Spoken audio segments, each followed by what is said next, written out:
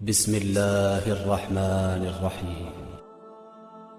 السلام علیکم ورحمۃ اللہ وبرکاتہ۔ وعلیکم السلام ورحمۃ اللہ وبرکاتہ۔ بسم اللہ الرحمن الرحیم، والصلاة والسلام علی سید الانبیاء والمرسلین وعلی آلہ واصحابہ اجمعین الی یوم الدین۔ آمین۔ شہباز بھائی، الحمدللہ اللہ تعالیٰ کے فضل سے رمضان کا مہینہ چل رہا ہے، اور ایک چیز آج سب سے پہلی چیز جو میں بات کرنے والا ہوں کہ صحابہ کرام جب رمضان کا مہینہ آنے والا تھا نا، تو اسٹارٹنگ سے ہی یہ بات کرتے تھے کہ یا اللہ ہمیں رمضان کا مہینہ دکھا دے، کہ رمضان کا مہینہ ہم دیکھ لیں، ہم اس رمضان کے مہینے کو پا لیں، کہ رمضان کا مہینہ اتنا مبارک مہینہ ہے کہ اسے پا لینا ہی بڑی بات ہے، اور اس میں جو عمل کرے وہ تو خیر سبحان اللہ۔ تو خیر آج کا ہمارا ٹاپک جو ہے how to change your life in Ramzan, اس پہ ہم بات کریں گے انشاءاللہ۔ تو میں تو آج بہت کیجولی موڈ میں ہوں شہباز بھائی۔ دراصل میں آج ذرا تھوڑی نارملی بات کرنا چاہتا ہوں۔ سوال میرا تو پہلا یہ ہے، آپ بھی اس پہ کہہ رہے ہیں میں بھی اس پہ کروں گا، کہ جب ہماری زندگی میں رمضان آتا تھا پہلے، جب ہم اتنا پراپر دین کی طرف نہیں تھے، تو اس وقت ہم رمضان کیسے بتاتے تھے؟ پہلے آپ بتائیں اس پہ۔ والصلاة والسلام علی سید الانبیاء المرسلین وعلی آلہ واصحابہ اجمعین الی یوم الدین۔ دیکھیں، آپ نے جو یہ بات کہی ہے کہ رمضان مبارک جب آتا تھا تو صحابہ کرام اس کے آنے سے پہلے اس کی تیاریاں کرتے تھے۔ اللہ کے رسول نے دعا ہمیں سکھائی، اللہم بلغنا رمضان، اے اللہ ہمیں رمضان تک پہنچنے کی توفیق عطا فرما۔ تو یہ مہینہ ہی اتنا بڑا مہینہ ہے کہ اس میں پہنچ جانا ہی بہت قسمت کی بات ہے۔ دیکھیں آپ ہمارے کتنے ایسے بھائی ہیں جن کو ہم اس سال رمضان سے پہلے قبرستان میں دفنا کر رہے ہیں، وہ رمضان تک نہیں پہنچ سکے۔ بہرحال یہ ایک الگ بات ہے کہ ان کی قسمت میں موت تھی، لیکن ہمارا جیتے جی رمضان کو پا لینا یہ ایک بہت بڑی نعمت ہے اللہ کی طرف سے۔ کیا حادثہ ایسا اللہ تعالیٰ ہمارے ساتھ پیش کر دے کہ ہم رمضان کو نہ پہنچ سکے، یا اللہ تعالیٰ ایسی صحت چاند رات پہ ہی ہم سے صحت چھین لے، ہم ایسے بخار میں ملوث ہو جائیں کہ روزے نہ رکھ سکیں۔ سب سے بڑی نعمتوں میں سے تو صحت ہے اللہ تعالیٰ نے جو دیا ہمیں، کہ رمضان کا مہینہ آ گیا اور ہماری صحت ایسی ہے کہ ہم روزہ رکھ رہے ہیں، تراویحیں پڑھ رہے ہیں، قرآن کی تلاوت کر رہے ہیں، تقویٰ حاصل کرنے کی کوشش کر رہے ہیں۔ اس کے بعد جو آپ نے سوال کیا کہ پچھلے دنوں جب ہم بھی 18 کی ایج میں تھے، 17 کی ایج میں تھے، تو ہم کیسے رمضان کو لیا کرتے تھے۔ دیکھیں، والد صاحب کی جو تربیت تھی اللہ کے فضل سے وہی ایسی تھی کہ وہ اس بات کو شروع سے کہہ کر چلتے تھے کہ رمضان میں روزے رکھنا ڈھونگ کے لیے مت رکھنا کبھی بھی، کہ عید کے بعد تم واپس فحاشی اور اسی زندگی میں واپس ملوث ہو جاؤ۔ جو زندگی تمہاری رمضان کی ہے نا، وہی زندگی عید کے بعد بھی ہے۔ اصل کانسیپٹ جو اسلام کا اصل کانسیپٹ ہے وہ یہ ہے کہ آپ تقویٰ گین کرو، گیننگ کا مہینہ ہے یہ، اور پورے سال اس کو استعمال کرو تقوی کو۔ کوئی فنی انسیڈنٹ آپ کا کبھی گزرا ہو بچپن وغیرہ میں رمضان کے تعلق سے؟ نہیں، بہت گزرے ہیں رمضان کے تعلق سے تو میرے بھائی، ہم اسکول ٹائم میں جب تھے تو ہم اتنا زیادہ انتظار کرتے تھے رمضان کا، کیونکہ اس دور میں ہمارے اوپر تراویح جو تھی وہ اس طریقے سے فرض بھی نہیں ہوئی تھی، بچے تھے، تو ہمارے لیے وہ ماحول بہت زیادہ خوبصورت ہوتا تھا کہ بھائی تراویح ہو رہی ہے تو آؤ پیچھے والی صف میں چل کے ریسلنگ کرتے ہیں، یا اوپر والی صف میں چل کے جو بچی ہوئی افطاری ہے وہ کھا لیتے ہیں مسجد کی ساری۔ تو ایک بہت ایک جو ہوا چلتی ہے نور کی، اور ہر کوئی ہمارے ساتھ ساتھ جاگ رہا ہوتا ہے، اور نورانیت جو اس مہینے کے اندر نکلتی ہے، کوئی فرقہ واریت نہیں ہوتی، سارے مسلمان مل کر کے ایک ہی تہوار کو منا رہے ہوتے ہیں۔ جو سب سے بڑا تہوار ہے ہمارا وہ ہے پورا مہینہ رمضان کا، کوئی فرقہ واریت نہیں ملتی، تو محبتوں کا مہینہ ہے اور تقویٰ حاصل کرنے کا مہینہ ہے، تو بہت زیادہ انتظار رہتا تھا بچپن سے اس والے مہینے کا۔ دراصل رمضان میرے ساتھ تو بہت انسیڈنٹ گزرتے تھے فنی، کتنے تو ایسے ہوتے تھے کہ بس ہنستے ہی رول باتوں پہ، تو اور مزہ آتا تھا ان سے سوچنے میں۔ اب تو خیر بڑے ہو گئے، اللہ کے فضل ہے، اللہ نے عقل دے دی۔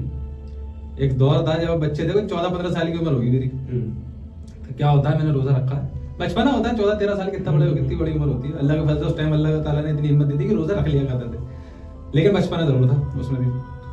تو ایک بار کیا ہوا، میں ذرا باہر سامان لینے گیا، سامان لے کے میں نے کیا کرا، میرا دھیان سے اتر گیا کہ میرا روزہ ہے۔ میں نے کیا کرا، میں نے 10 روپے کے 2 کیلے خریدے، مسالے لگوایا ہم نے اور کھانا شروع کرا۔ ڈیڑھ کیلے کھانے کے بعد مجھے یاد آیا کہ میرا روزہ ہے۔ میں نے کیا کرا ہوگا، وہ تو حدیث تو اس وقت معلوم نہیں ہوگی کہ اللہ نے کھلایا اللہ نے پلایا، مگر میں نے کرا کیا، اب تو ٹوٹ گیا، کھا لے بھی کھا لے۔ اچھا، ایسا بچپنے کا دور گزرا، اور لیکن جب وقت بدلا اللہ تعالیٰ کے فضل سے، اللہ تعالیٰ نے ہدایت سے نوازا، تو رمضان ایک ایسا مہینہ ہوتا ہے کہ ہر انسان کے اندر کی جب وہ اس مہینے میں تقوی اختیار کرتا ہے نا، اور ایک چیز دیکھیں، جب تقوی اختیار کرنے کے بعد، رمضان جانے کے بعد انسان کے اوپر تھوڑی مشکلات آتی ہیں کہ اللہ جب یہ دیکھنے لگتا ہے کہ اب ٹیسٹ کرا جائے کہ یہ اپنی باتوں میں سچا ہے یا نہیں. یہ چیز میں نے اپنے اوپر تو ذاتی طور پہ دیکھی ہے. تو ایک بار کیا ہوتا ہے، میں نے رمضان کے پورے نماز، ساری 5 وقت کی نماز تراویح وغیرہ سب پڑھی میں نے. اب رمضان چلا گیا. اب اس کے بعد کیا ہوتا ہے، تھوڑی مصیبتیں آنا شروع ہوتی ہیں. اس ٹائم میں 15-16 سال کی عمر ہوگی، اس ٹائم پہ بچکانا ہی دماغ تھا. تو جو مصیبتیں آئی نا، تو میں نے آسمان کی طرف دیکھ کے اللہ سے پتہ کیا کہا، میں نماز پڑھ رہا ہوں نا، اب مصیبتیں دے رہا اس لیے مجھے بھی قسم ہے تمہارے، جب میں نماز ہی نہیں چھوڑتا. تو وہاں تھوڑی سی ایک غصے والی بات کی اب پریشانی آ رہی ہے، اب نماز ہی نہیں پڑھ رہا، اب نماز ہی نہیں چھوڑنی، کر لو کیا کرو گے. حالانکہ تو بچپن، لیکن مجھے کیا پتا تھا اس میرے چھوٹے سے بول کے اندر اللہ تعالیٰ نے ہدایت چھپا رکھی تھی میرے لیے، کہ میری عقل کے اندر میرے لیے ہدایت چھپا رکھی ہے اللہ نے.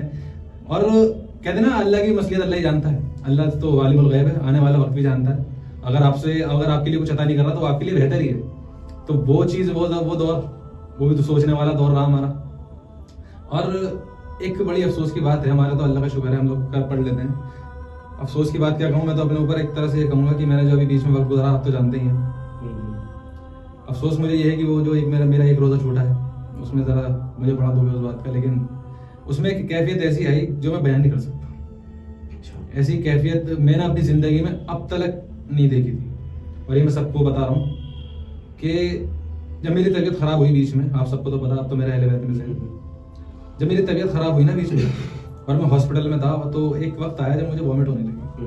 روزہ کھول کے گیا ہوں افطاری کر کے، وامٹ ہونے کا مزاج سا بن گیا، بالکل اندر ایک گھٹن سی محسوس ہو گئی اور بیک آ رہی تھی، مطلب وامٹ ہونے والی تھی. تو جب میں وامٹنگ کے لیے بھاگا اور جب میں نے وامٹ کیا تو وامٹ میں 2-3 جھٹکے لگ جاتے ہیں، آپ کو تو پتا. جب مجھے تیسرا جھٹکا لگا نا وامٹ کا، اور مجھے ایسا لگا کہ میری وامٹنگ کے ساتھ میری روح نکل رہی، بس ایسا جھٹکا محسوس ہوا مجھے. اور میں نے اس وقت کیا سوچا تھا آپ یقین نہیں کریں گے. میں نے اس وقت یہ سوچا ہے کہ مونس تو قبر میں اتر چکا ہے، منکر نکیر آ چکا ہے اور تجھ سے سوال کر رہے ہیں، اب تجھ میں ہمت ہے یا نہیں ہے کہ تو جواب دے پائے گا یا نہیں دے پائے گا.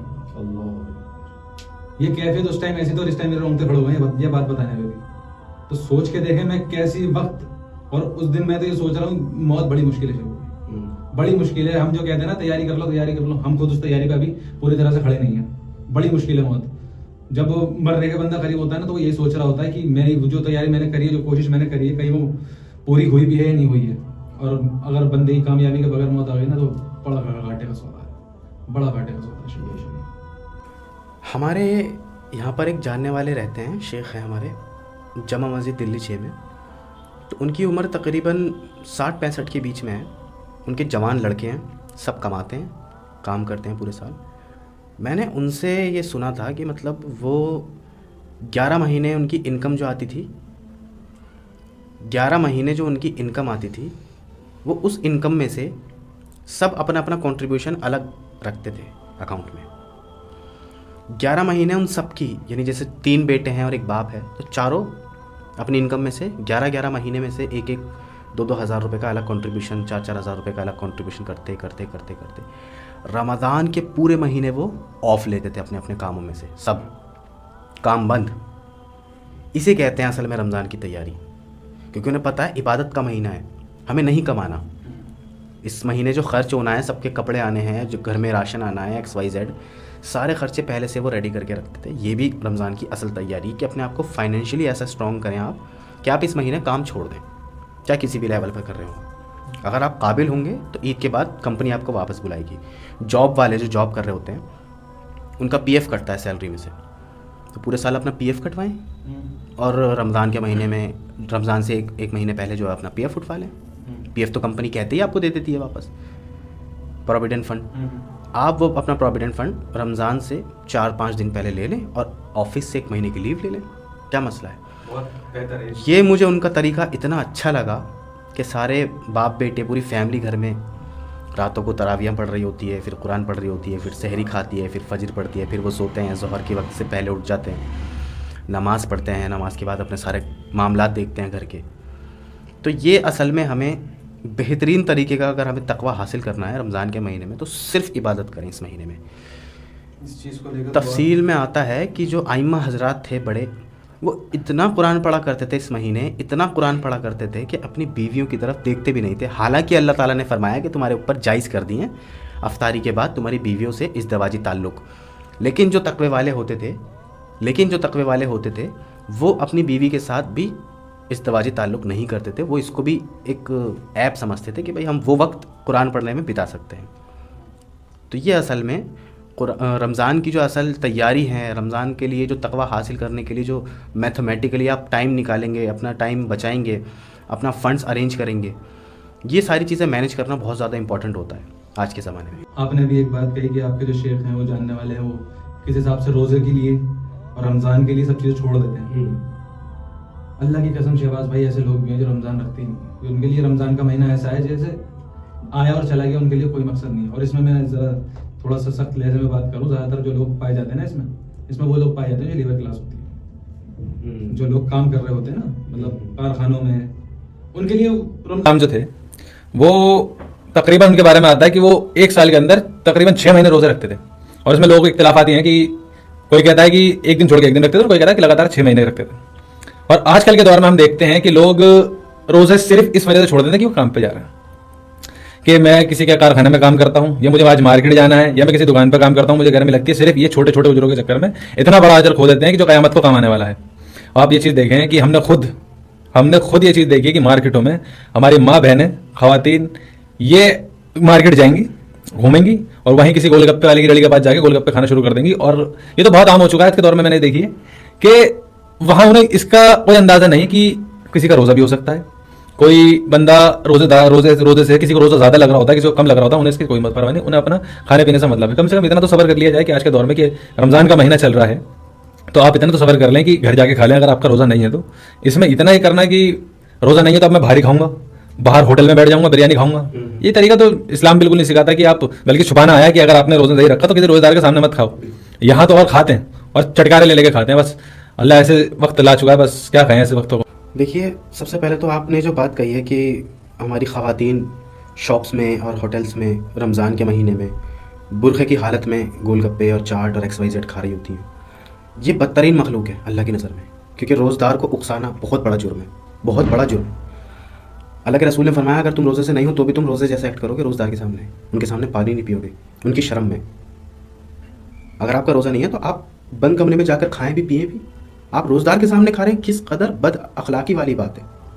اس کے لیے تو مجھے کسی کے حکم کی بھی کوئی خاص ضرورت نہیں ہے، مجھے تو ایسا لگ رہا ہے کہ مجھ سے اگر کوئی نہ کہے کہ روزدار کے سامنے مت کھاؤ، تب بھی میرا دماغ مجھے یہ بتا رہا ہے کہ ایک شخص اگر میرے سامنے بھوکا ہے تو بھی مجھے اس کے سامنے حرام خوری کی طرح سے کھانا نہیں چاہیے۔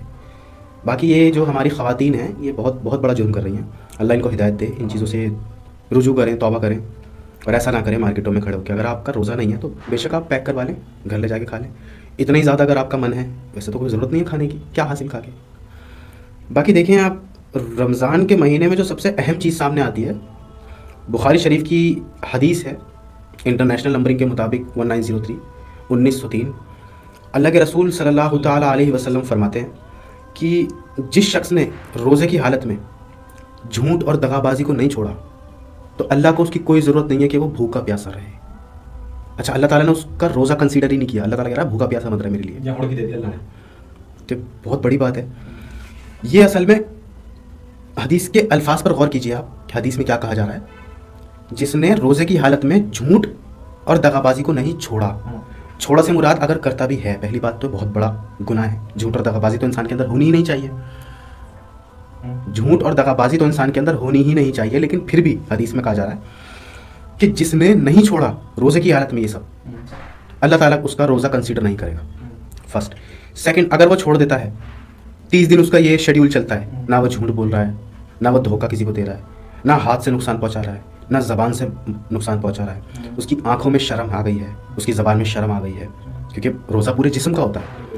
اگر مجھے اپنا روزہ مکمل رکھنا ہے، مقبول رکھنا ہے، اللہ کی بارگاہ میں قبول ہو جائے میرا روزہ، اگر مجھے ایسا روزہ رکھنا ہے تو میری پوری باڈی، پورا شریر، میرا دل روزے سے رہے گا، تب جا کے اللہ کی بارگاہ میں میرا روزہ ایز اے روزہ کنسیڈر ہوگا، ورنہ صاف پتہ چل رہا ہے اللہ تعالیٰ کہہ رہا ہے کہ ان کے بھوکے رہنے کی اللہ تعالیٰ کو کوئی ضرورت نہیں ہے۔